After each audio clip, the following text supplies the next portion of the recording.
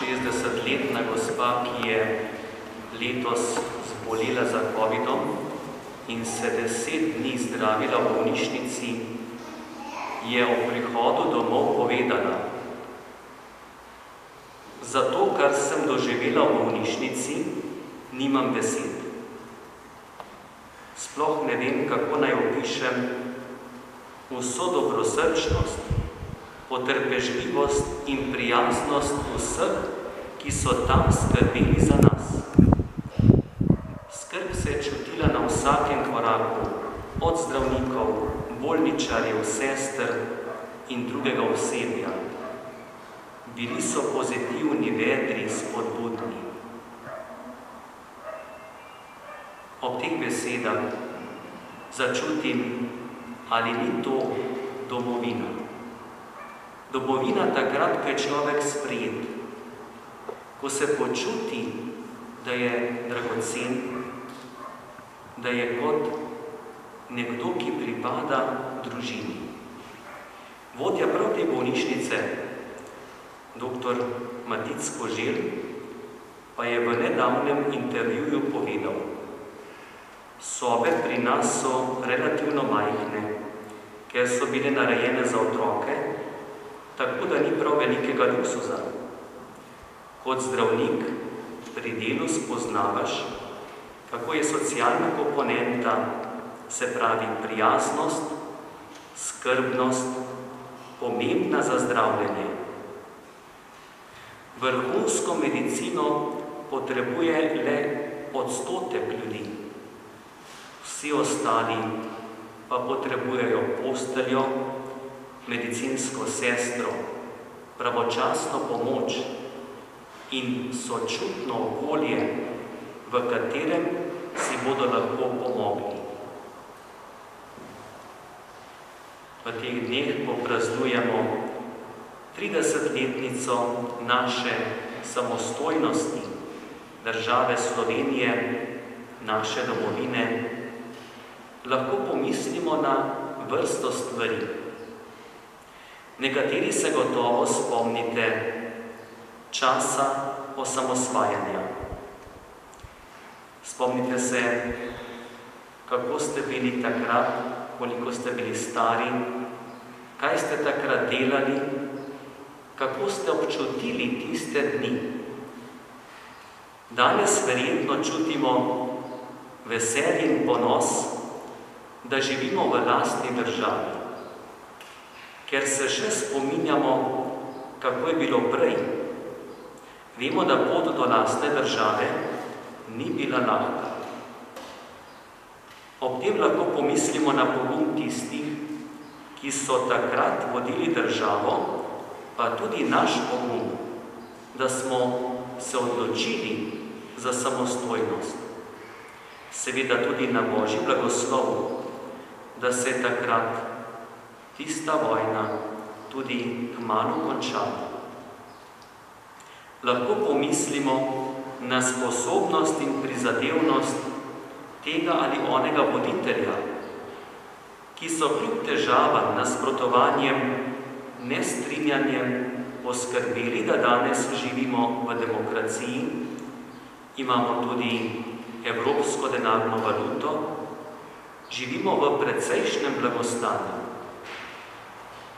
Ob misli na domovino pomislimo tudi na naše znanstvenike, umetnike, na številne športnike, ki s svojimi dosežki našo državo uvrščajo na zemljevid velikih, lahko bi rekli največjih držav, pa tudi na vse ljudi, ki s svojim vsakdanjim delom, ki ni pogosto omenjen, ampak skrbijo za našo državo, za našo skupno družbeno življenje. Ob misli na Slovenijo seveda ne moremo tudi na vse lepote narave, ki jih ima naša država, ki nas obdajajo na vsakem koraku, pa tudi na varnost.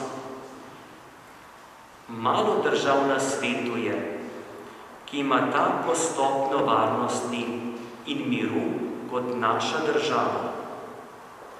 To ni samo po sebi umevno in te dobrine lahko hitro izgubimo. Takrat se občuti, kaj manjka. Vse to pa v naši domovini, v naši državi bomo lahko obdržali, ohranili, če jo razvijamo v prijeten dom.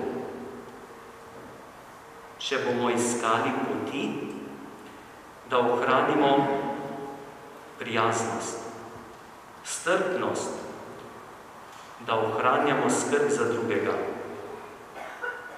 Kljub stanju in razmeram, ki niso vedno idealne ali spodbudne, se prijazna beseda začne pri enem bolniku ali pri eni stranki v trgovini ali v človeku, ki je pred nami na cesti ali pri sosedu. Če je med nami več razumevanja, potem je tudi lepše življenje. Če pa razumevanje med nami odhaja in pride v ospredje brezbrižnost ali celo spori, potem nam tudi veliki dosežki malo koristijo.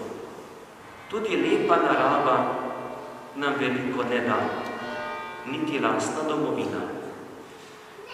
Najdragocenejše od vsega je, če zmoremo razvijati kulturo razumevanja in iskrene pozornosti in dobrote do bližnjega. Naš veliki pesnik France Prešeren je zapisal: ne vrag, le sosed bo mejak. Svojo poezijo je slovenski jezik in Slovenijo povzdignil na raven najvišje evropske literature. Obenem pa nam je v svoji pronicljivosti v poeziji zapustil pomembno vodilo, kako naj se Slovenijo ravnamo, in to še v času, ko ni bilo samostojne države. Z delom in poklicem in svojim lastnim življenjem smo lahko zgled drugemu, mladim in otrokom. In kot je rekel Beethoven, tudi en sam človek lahko začne spreminjati svet. Zato vam želim, da bi z veseljem živeli svoje mesto v naši domovini, da bi razvijali svoje sposobnosti, talente in s tem bogatili naše skupno družbeno življenje. Naj bo letošnja obletnica osamosvojitve predvsem v znamenju hvaležnosti, da imamo skupno domovino in tudi naš pogled vnaprej za medsebojno razumevanje, prijaznost in tudi za zvesto molitev. Molitev za domovino in to molitev ohranimo tudi za naprej.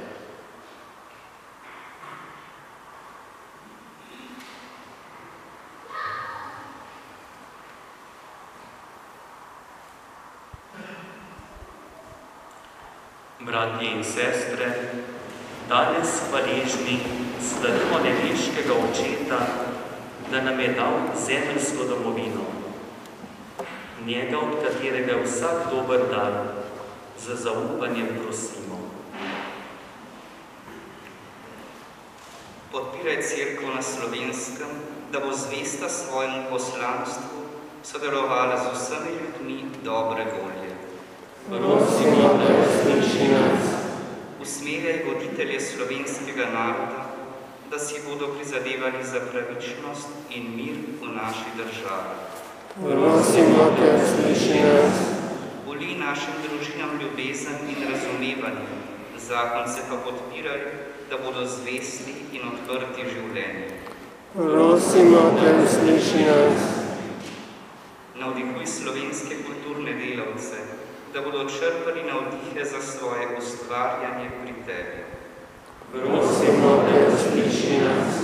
Pomagaj vsem, ki v naši domovini trpijo zaradi krivic, pomanjkanja ali zapostavljanja. Prosimo te, usliši nas. Varuj in podpiraj delavce, kmete, uslužbence in uradnike, da bodo dobro opravljali svoje delo. Prosimo te, usliši nas. Varuj svet in našo domovino, vojske, nesreč, poplav, potresov in vsega hudega, ter nas pripelji k resnični blaginji in svobodi. Prosimo te, usliši nas. Podari nam složnost, da si bomo skupaj prizadevali za dobro vseh in se bomo otresli starih zamer in sovraštva. Prosimo te, usliši nas. Našim narodnim in verskim voditeljem, vsem žrtvam vojn in nasilja, podeli večno srečo v družbi angelov in svetnikov. Prosimo te, usliši nas. Nebeški Oče, varuj našo domovino in vse njene prebivalce. Usliši naše današnje prošnje in daj, da bomo uživali sadove Tvojega blagoslova in našega dela. Po Kristusu, našem Gospodu.